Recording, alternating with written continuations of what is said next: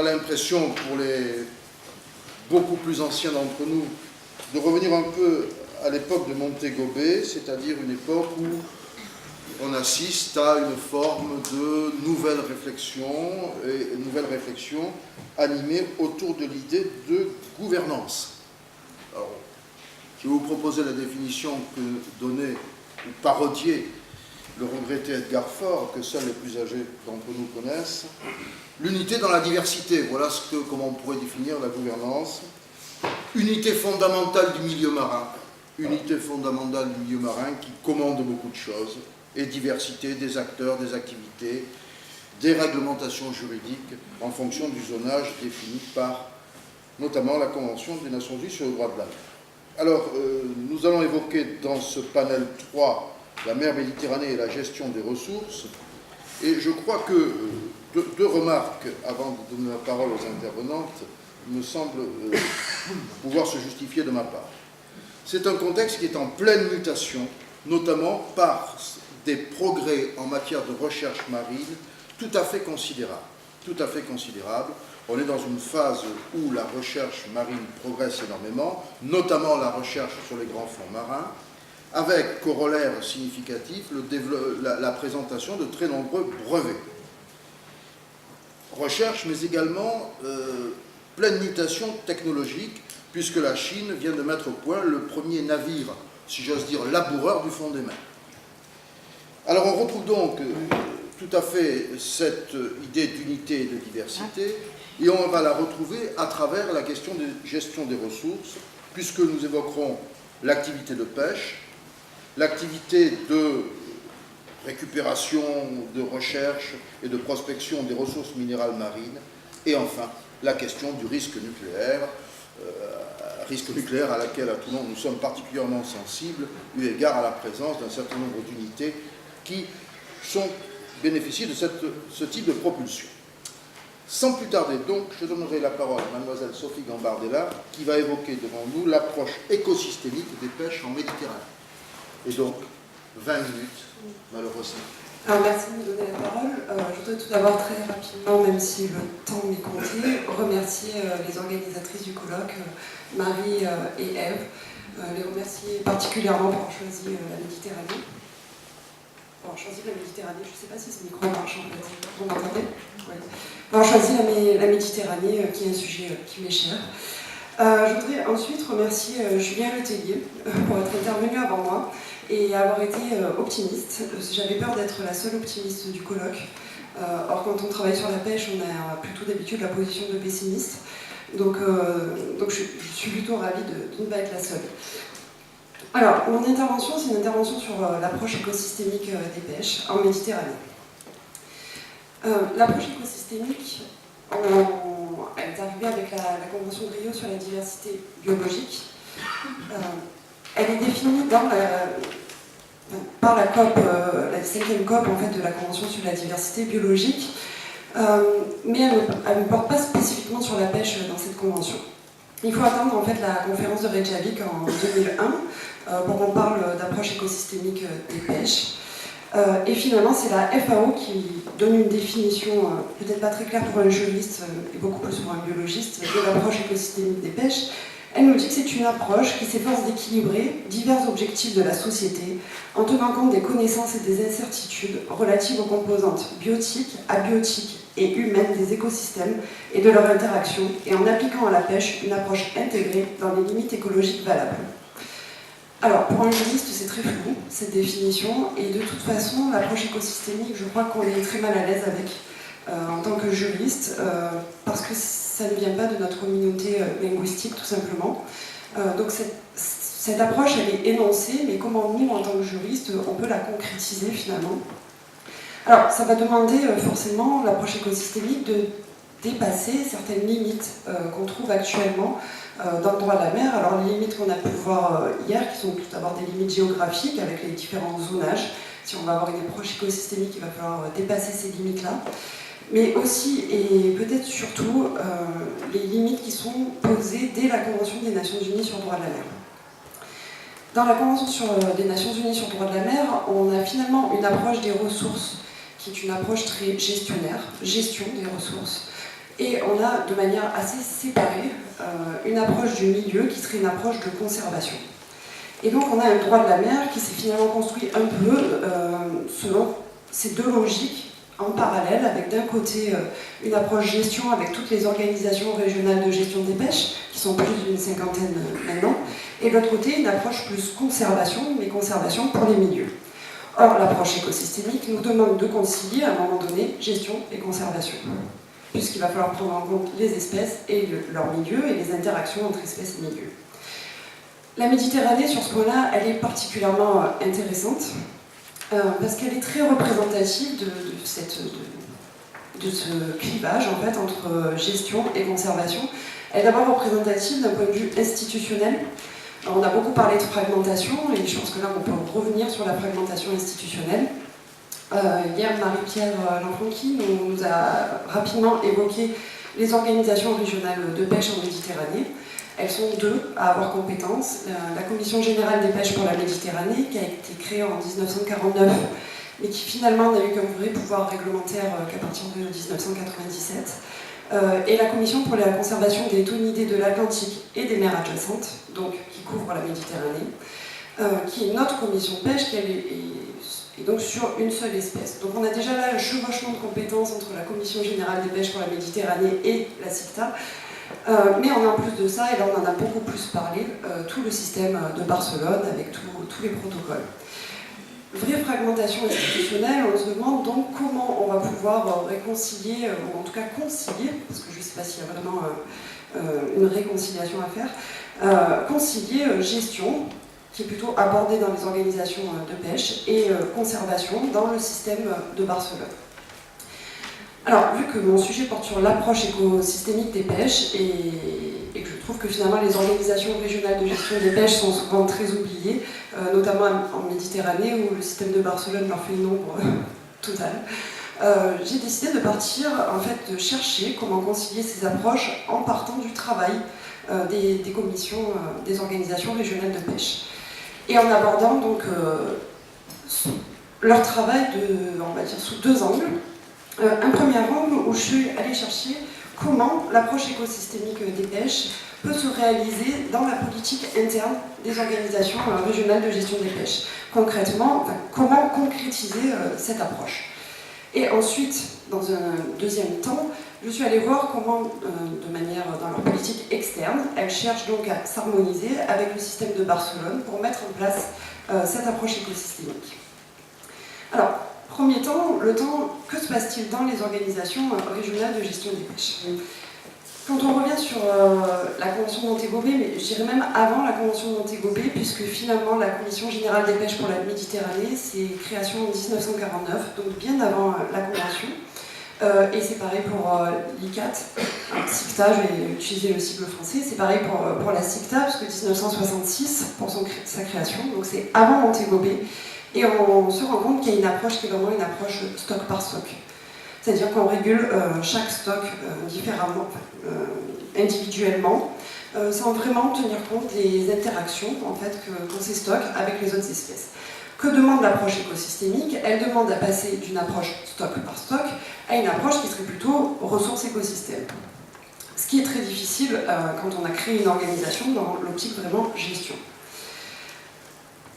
Alors, il y a deux moyens de faire ça. La première chose, ça demande en fait à ces organisations régionales de gestion des pêches de tenir compte de tout ce qui est espèces accessoires. Donc, c'est-à-dire toutes les espèces qui sont pêchées alors qu'elles ne sont pas directement visées. Et ça demande, dans un deuxième temps, à ces organisations de tenir compte des impacts en fait, de la pêche sur le milieu marin. En ce qui concerne les espèces donc, dites accessoires, actuellement en Méditerranée, c'est à peu près 20% des captures totales, donc, ce qui est quand même énorme, pour des espèces qui sont finalement non commercialisées et rejetées mortes en mer. Il y a une distinction forte entre l'appréhension, la manière dont appréhende cette question la CICTA et la CGPM, donc la Commission générale des pêches pour la Méditerranée, pour une raison simple, c'est leur domaine de compétence. La CGPM a la compétence pour toutes les espèces halieutiques. Donc forcément, les espèces accessoires ne seront pas des espèces halieutiques. À l'inverse, l'ICAT a compétence que pour le thon, et donc est espèces accessoires toutes les espèces qui ne sont pas des thonidés. L'ICAT a été la première à vraiment travailler là-dessus, puisqu'elle a fait une campagne d'observateurs de 1995 à 1999 pour identifier toutes les espèces accessoires dans les pêches d'étonidés. Ça aboutit sur plusieurs décisions.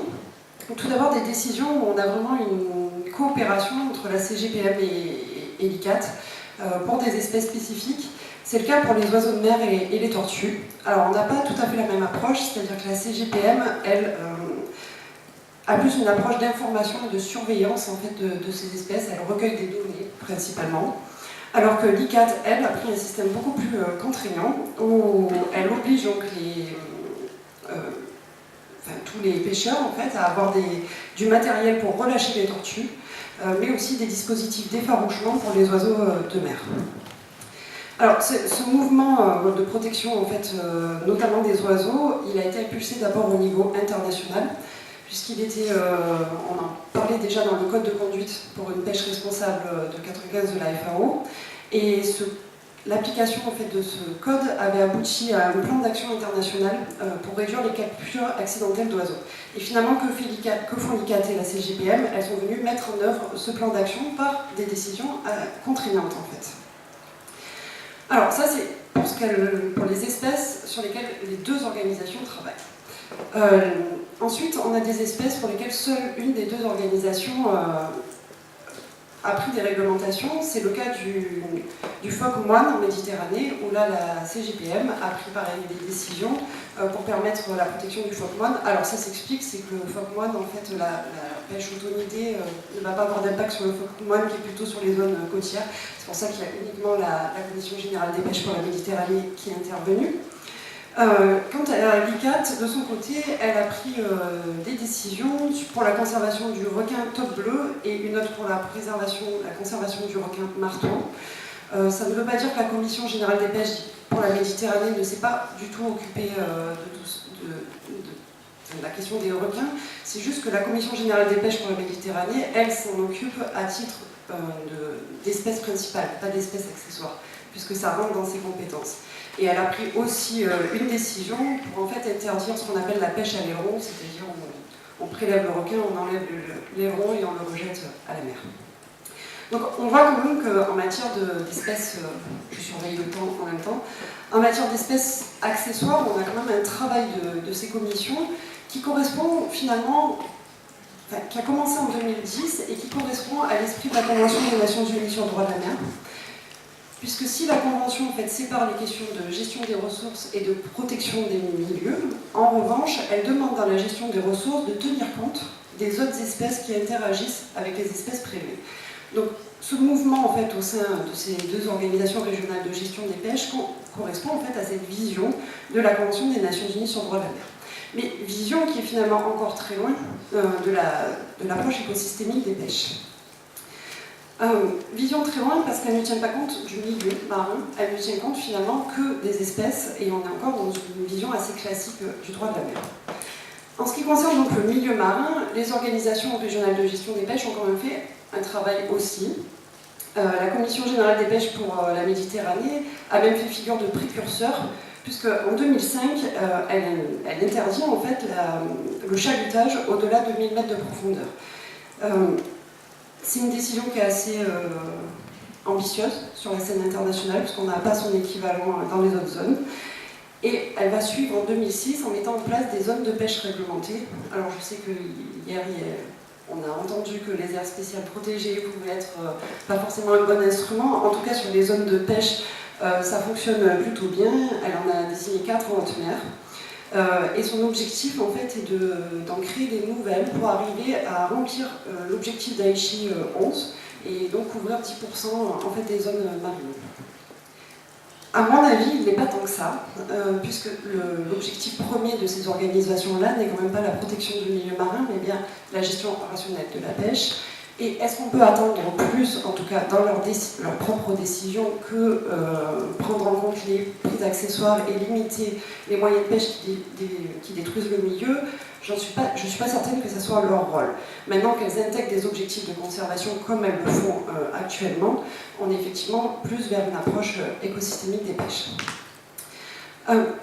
Là où elles ont fait peut-être les plus gros progrès, c'est sur le deuxième point, c'est quand je suis allée me pencher sur la politique externe de ces organisations. Alors, qu'est-ce qu'on remarque, c'est qu'il y a une forte coopération institutionnelle en Méditerranée. C'est-à-dire que cette fragmentation institutionnelle, on arrive à la dépasser par une circulation des normes, des acteurs, qui se fait par une coopération institutionnelle. Et la CGPM est assez exemplaire sur ce point-là, puisqu'elle a tout de suite, elle a commencé toujours vers 2010, parce que c'est là que toute l'activité de la CGPM a le plus augmenté. Elle a commencé en 2010 à coopérer avec en fait l'accord sur la conservation des cétacés de la Méditerranée et de la mer Noire, donc la COBAMS.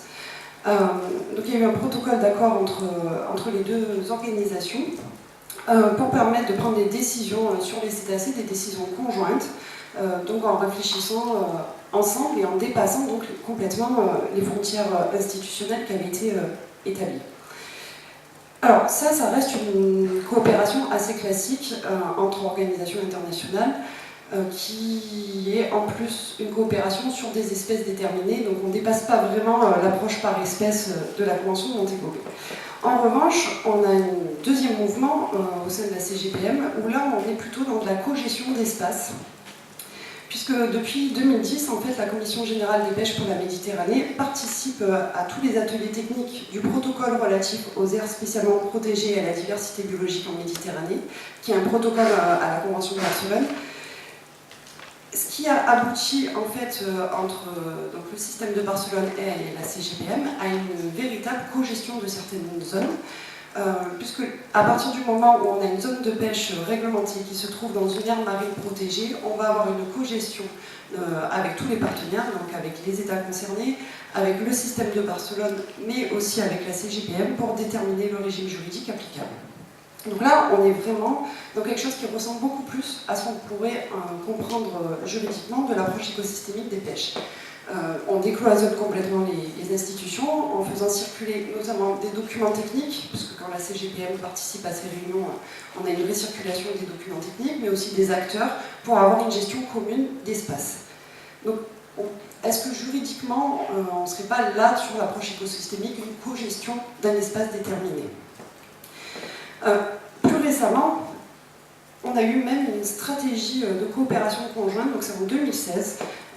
Il y a tout un document de stratégie de coopération conjointe entre la COBAMS, la CGPM, l'UICN et alors, le CAR-ASP du PAM, puisqu'on l'a évoqué tout à l'heure, tout ça en collaboration avec MedPAN. Alors, c'est sûr que c'est un texte de soft law, mais c'est un texte qui est intéressant puisque le but est donc de mettre en place l'approche écosystémique, donc là c'est vraiment affirmé de manière claire, en harmonisant les politiques des différentes organisations. On va de plus en plus donc, dans une coopération très très forte entre ces institutions qui permet cette mise en place de l'approche écosystémique. Je refais une vérification de temps parce que je ne dois pas être loin.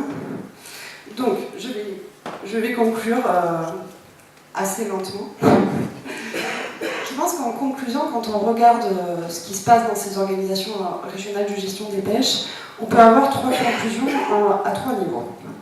La première conclusion, c'est à mon avis une conclusion pour la Méditerranée elle-même. La Méditerranée, elle est souvent vue comme un laboratoire d'expérimentation en fait, de processus. Et je pense qu'elle pour l'approche écosystémique, elle est de nouveau un modèle de mise en œuvre de cette approche. On retrouve nulle part une telle intégration en fait, des questions de gestion et des questions de conservation. Généralement, les organisations régionales de gestion de pêche travaillent de manière assez cloisonnée. Quand on prend l'exemple des organisations, par exemple, tonnières, certes, elles se réunissent pour travailler ensemble dans le cadre de ce qu'on appelle le processus de Kobe, mais elles n'intègrent pas du tout d'autres dimensions que la dimension espèce. Il n'y a pas de dimension de protection du milieu. Donc, généralement, elles sont assez cloisonnées. Là, en Méditerranée, on a quand même un décloisonnement de ces institutions. Donc, on va dire que là encore, la Méditerranée peut être un exemple. Le deuxième niveau, c'est pour l'approche écosystémique elle-même. Je pense que le bassin méditerranéen peut, pour les juristes, être une manière de comprendre comment rendre opérationnelle l'approche écosystémique. Je vous l'ai dit au début de mon intervention, le terme est assez vague en fait pour les juristes. On a du mal à voir concrètement comment ça s'opérationnalise, comment on peut opérationnaliser cette approche. Je pense que la Méditerranée nous amène des solutions. Il nous explique qu'on peut faire avec l'existant, qu'on n'a pas besoin de construire de nouvelles institutions, de nouvelles normes. On peut faire avec l'existant à partir du moment où on change notre regard et on accepte de décloisonner, de regarder les circulations qu'il peut y avoir entre normes et acteurs. Et elle nous donne finalement un outil. Elle nous dit peut-être l'approche écosystémique des pêches, pour la mettre en place, il faut faire une co-gestion d'air, en tout cas d'air géographique.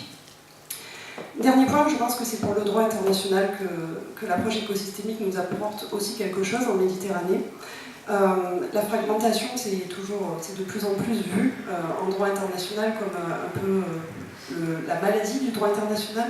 Tout est fragmenté, c'est terrible, on va avoir des conflits de normes, des conflits du forum shopping. On voit en Méditerranée que finalement cette fragmentation, elle peut être complètement dépassée. Elle est dépassée par cette circulation de normes, par une coopération entre ces États. Et finalement, cette fragmentation, elle permet d'un côté d'avoir de la gestion, de l'autre côté de la conservation, et de permettre la conciliation des deux par la coopération. Enfin, en écoutant hier Jean-Robert Henry, qui nous a dit qu'à un moment donné, la Méditerranée avait été une échelle pacifique de dépassement des antagonismes, je me suis dit que c'était un peu le cas actuellement pour l'environnement. La Méditerranée apparaît comme une échelle pacifique de dépassement des antagonismes entre approche de gestion et approche de conservation, et qu'elle reste un modèle sur ce point-là. Alors, je vais finir en une phrase, en reprenant une expression qui me semblait assez désuète et qui finalement est revenue au goût du jour. Peut-être que l'approche écosystémique n'est pas comme les juristes le pensent depuis un moment, de la poudre de perlimpinpin, mais qu'elle peut être un outil pour mieux nous faire comprendre comment défragmenter le droit international et permettre la gestion de zone.